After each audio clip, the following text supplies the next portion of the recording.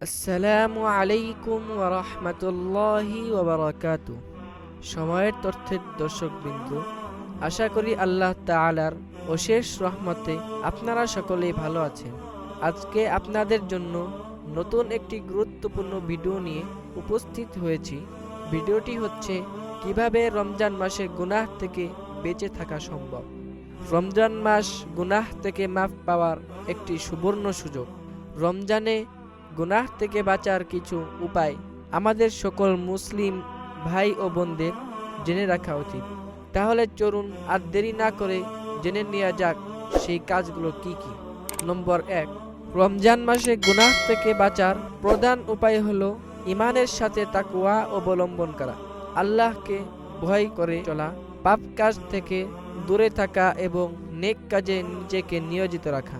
নম্বর 2, রমজানে রোজা রাখা এবং নিয়মিত নামাজ আদায় করা গুনাহ থেকে বাঁচার অন্যতম উপায়। রমজানে রোজা এবং নামাজ অতীতের গুনাহ মাফের কারণ হতে পারে।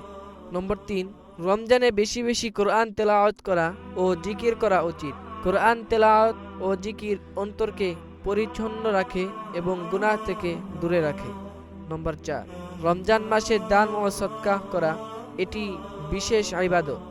দান ও সদকাহ গুনাহ মাফের একটি অন্যতম মাধ্যম। নম্বর 5, রমজানে গুনাহ থেকে তাওবা করার জন্য এটি একটি উত্তম সময়। আন্তরিকভাবে আল্লাহর কাছে ক্ষমা চাওয়া এবং ভবিষ্যতে গুনাহ না করার প্রতিশ্রুতি করা উচিত। নম্বর 6, রমজানে মিথ্যা বলা, গীবত করা, পরনিন্দা করা এবং অন্যান্য খারাপ কাজ থেকে দূরে থাকা উচিত। নম্বর 7, রমজান মাসে ভালো কাজের প্রতি মনোযোগ দেওয়া উচিত, যেমন দরিদ্রদের সাহায্য করা, আত্মীয় স্বজনের সাথে ভালো সম্পর্ক বজায় রাখা এবং অন্যদের উপকার করা।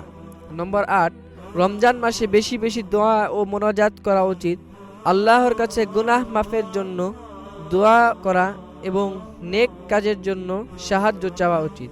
নম্বর 9, রমজানের শেষ দশকে লাইলাতুল কদর তালাশ করা উচিত। এই রাতে ইবাদত করলে হাজার মাসের চেয়েও বেশি সওয়াব পাওয়া যায়। নম্বর 10, রমজানের শেষ দশকে ইতিকাফ করা এটি উত্তম আমল।